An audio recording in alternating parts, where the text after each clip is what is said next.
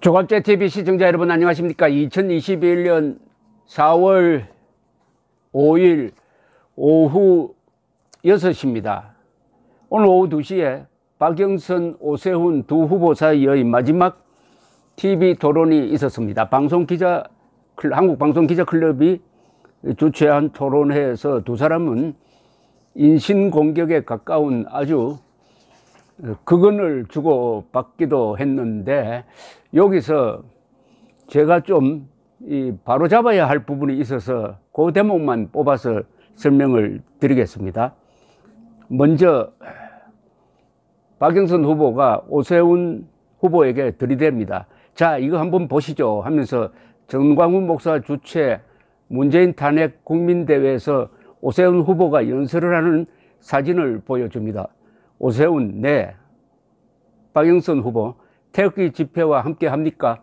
오세훈, 태극기 집회에 가서 연설하는 게 그게 잘못된 겁니까? 박영선 후보, 자, 이분들이 소상공인들의 매출에 찬물을 끼얹은 주체거든요. 오세훈, 아유, 그렇게 경강부회를 하시면 안 되죠. 박영선, 이 당시에 매출이, 오세훈, 이 당시에 조국 때문에 화가 난 분들 아닙니까? 그 밑에 군중이. 박영선, 이 당시에 매출이 회복되고 있었습니다. 그런데 8.15 집회로 인해서 다시 코로나 팬데믹이 생기면서 소상공인들이 다시 또 찬물을 끼얹는 그런 상황을 맞이했는데, 자, 태극기 집회 세력과 정광훈 목사와 같이 하십니까? 안 하십니까? 오세훈, 코로나 백신이 지금 해결이 안 되는 게 정광훈 목사 집회에 한번 나가서 연설했습니다. 그것과 무슨 관계가 있습니까? 라는 뜻인데, 여기서 무슨 이 집회가 오세훈 후보가 나온 집회가 그게 2019년 10월 3일 오후에 지금 광화문 광장에서 있었던 정광훈 목사가 주도한 집회입니다. 그때는 이 황교안 대표의 이 자유한국당도 같이 집회를 했습니다. 당시에 정확한 인원 추산이 나왔습니다. 이 핸드폰을 가지고 추적을 해보니까 동시에 모인 인구가 약 50만 명이 됐습니다. 아마 대한민국 건국 이후에 최대 인파가 모였는데, 그때의 주제는 코로나가 나오기 전입니다. 2019년 10월 3일이니까 코로나 팬데믹하고는 관계없고요. 박영선 후보가 시간을 조금 앞당기고 늦추고 뭐 이런 생각을 하는 것 같은데, 정확한 시제는 2019년 10월 3일 오후 광화문 광장 집회에서 오세훈 후보가 마이크를 잡고 아주 강한 연설을 했습니다. 그때 제가 마침 단상에서 찍어 놓은 사진이 있으니까 제 이야기 뒤에 붙여 놓겠습니다. 여러분 한번 보시기 바랍니다. 사안은 그겁니다. 그런데 이 박영선 후보가 8.15 집회와 연결을 시켜요. 이 8.15 집회, 박영선 후보가 말하는 8.15 집회는 작년입니다. 작년 2000년 8월 15일 날 정광훈 목사가 이 광화문에 있었던 집회에 참석을 했어요. 광화문에 있었던 집회에. 그래서 이 정권 쪽에서 어떤 프레임으로 덮어 씌웠느냐 하면은, 광화문에 모인 사람들 때문에 그 뒤에 코로나가 확산이 되었다, 이렇게 덮어 씌웠습니다. 그건 사실과 전혀 맞지 않습니다. 덮어 씌웠어요. 나중에 조사를 해보니까, 역학적으로 조사를 해보고 하니까, 작년 여름에 광화문 집회가 8월 15일 있었는데, 이 코로나가 재확산된 것은 그 전에 있었던, 8월 15일 전에 있었던 이 정부의 이 사회적 거리두기 완화 조치 때문이었습니다. 그때는 뭐 상당히 소비 진작책을 쓰고, 더구나 휴가를 많이 가라고 장려를 했습니다. 그러다 보니까 사람 왕래가 심해가지고 8월 15일 이전부터 이미 코로나가 많이 생기기 시작했는데, 이제 정광훈 목사가 이끄는 사랑제일교회에서 집단 발병이 있었습니다. 그런데 8월 15일에 비가 내렸어요. 저도 거기 비가 많이 내리는 장면을 찍어가지고 올린 적이 있습니다. 비가 많이 내리고 다 나온 분들이 마스크를 썼어요. 그러니까 거기서 코로나가 확산되었다는 것은 어불성설입니다. 그 뒤에 조사로도 그 확산의 계기는 8월 15일 며칠 전이었다는 게 그래프로 딱 나옵니다. 그런데 여기 다 뒤집어 씌워가지고 스케이프고트로 만드는 데는 일단 성공을 했습니다. 바로 박영선 후보는 그걸 지적하면서 8.15 집회로 인해서 다시 코로나 팬데믹이 생기면서 소상공인들이 또 찬물을 뒤집어 썼다. 작년 여름에 소상공인들이 다시 고생하게 된 것은 이 정권 때문입니다. 이 정권이 서둘러서 여름을 맞아서 휴가 장려하고 하는 바람에 생긴 거지. 그 광화문 비 오는데 마스크 쓰고 나와서 생긴 것이 아닙니다.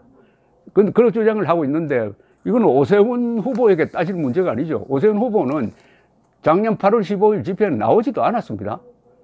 그래서 이 잘못 짚은 거예요. 잘못 짚은 건데 오세훈 후보는 뭐 이렇게 가리지 않고 이렇게 반박을 합니다.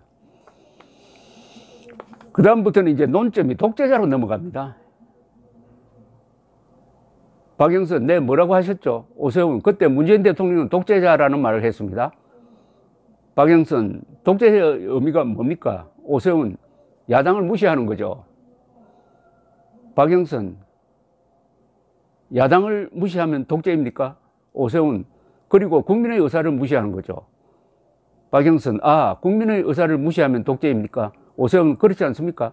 박영선, 독재가 굉장히 쉬워졌네요. 오세훈, 질문하셨으니까 답변 드릴게요. 국민은 전부 경제가 어렵다고 피눈물이 나는데 그때 당시에 대통령께서 경제는 아무 문제 없다, 이렇게 말씀하지 않았습니까? 집값은 다락같이 오르고 있는데 집값은 문제 없다, 이렇게 말씀하지 않으셨습니까? 귀다든 분이 독재자가 아니면 누가 독재자입니까? 박영선, 대통령께서 그렇게 말씀하신 거는 오세훈, 그것도 한 번 말씀하신 게 아니라 여러 번 말씀하셨죠. 박영선, 서민은 어렵지만 그 당시의 상황은 세계적으로 다 힘들었을 상황이고요. OECD가. 오세훈, 제가 모두 발언에 말씀드렸지만 코로나가 오기 전에 훨씬 더 경제가 많이 허물어졌죠. 박영선, OECD가 우리나라를 모범국이라고 했습니다. 오세훈, 방역성공이 문재인 정부가 잘해서 방역성공입니까? 이때부터는 이 소상공인 어렵게 된 거가 과연 2019년 10월 3일 집회 때문이냐 하는 이야기인데, 이것도 보니까 자꾸 코로나 이야기를 끄집어내는 거 보니까 이것도 시제가 맞지 않습니다. 그러니까 정확하게 말하면은 정광훈 목사 주도의 집회에 오세훈 후보가 참석해가 연설을 한 것은 2019년 10월 3일, 코로나가 퍼진 것은 2020년 초부터, 그리고 여기 말하는 이 정광훈 목사의 문제 집회는, 문제가 있다고 하는 이 사람의, 이 박영선 후보의 지적의 그 집회는 작년 8월 15일에는 오세훈 후보가 나오지 않았다, 아무 관계가 없다, 막 이렇게 딱 정리를 하겠습니다. 그리고 흥미로운 것은 독재자에 대한 개념 규정입니다. 그러니까 박영선 후보는 독재자라고 볼 수 없다. 오세훈 후보는 야당과 국민의 의사를 무시하고 귀를 닫으니까 독재자다, 이렇게 된 겁니다. 그럼 독재자에 대한 기준은 뭐냐? 이 고전적 기준은 제일 중요한 게 삼권 분립을 무시하면 그게 독재자입니다. 이 독재를 견제하기 위해서 우리 인류가 발전시킨 가장 중요한 제도가 삼권 분립입니다. 행정부, 입법부, 사법부가 서로 견제를 해야 된다는 겁니다. 자, 그러면 대한민국에서 지금 사법부가 행정부를, 대통령을 견제하고 있습니까? 아니면은 대통령이 사법부를 지배하고 있습니까? 그 다음 두 번째, 국회가 사법부를 견제하고 있습니까? 사법부가 국회를 견제하고 있습니까? 최근에 거짓말쟁이 김명수 대법원장의 이 실토에 의해서 너무나 생생하게 판단이 되었습니다. 한 부장판사가 그만두려고 했더니 이 김명수 이야기가, 국회에서 지금 당신을 탄핵하려고 하는데 내가 사표 받아버리면 국회가 탄핵을 하지 못하지 않느냐, 그러면 내가 말을 듣고 입장이 곤란해진다, 이렇게 실토하는 장면이 나옵니다. 즉 대법원장이, 그것도 국회의 무슨 중진의원도 아니고 국회 말단 국회의원 한 사람이 그 임부장 판사를 탄핵한다고 벼르고 있으니까 슬슬 끼는 모습입니다. 아니, 대법원장이 국회의원 눈치 보는 이게 상권분리 맞습니까? 따라서 문재인을 독재적 지도자, 독재자로 규정하는 것은 사실에 부합하다, 이런 이야기죠. 설명이 됐습니까? 감사합니다.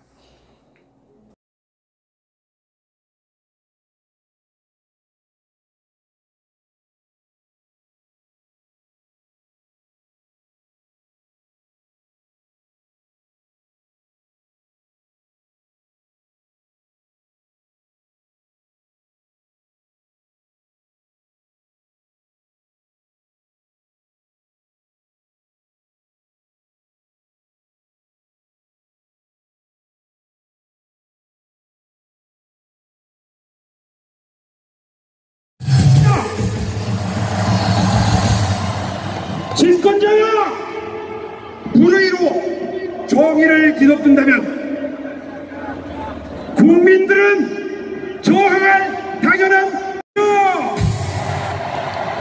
승리의 그날까지 하나 되어 싸우자! 싸우자! 싸우자! 나라 살림도 적자, 공기업들도 적자, 국민연금, 건강보험 다 적자, 적자 대통령 문재인은 국민의 이름으로 반영한다!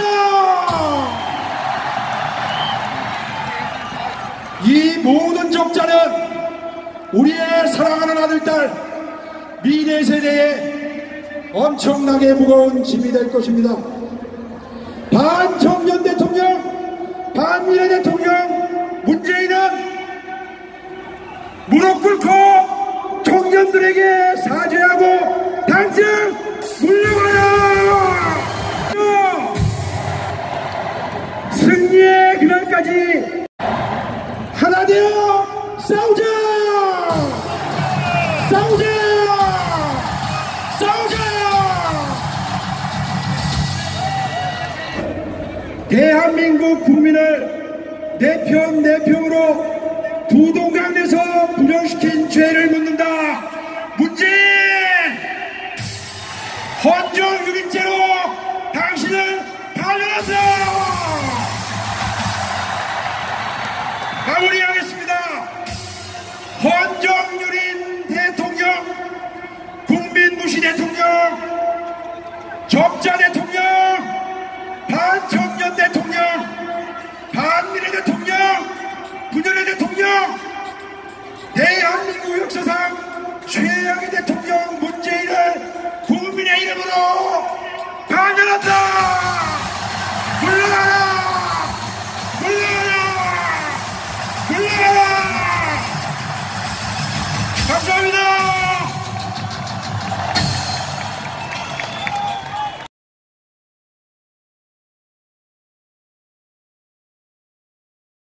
수합시다. 우리는 이겼습니다. 건국 후에 제일 많이 모였습니다.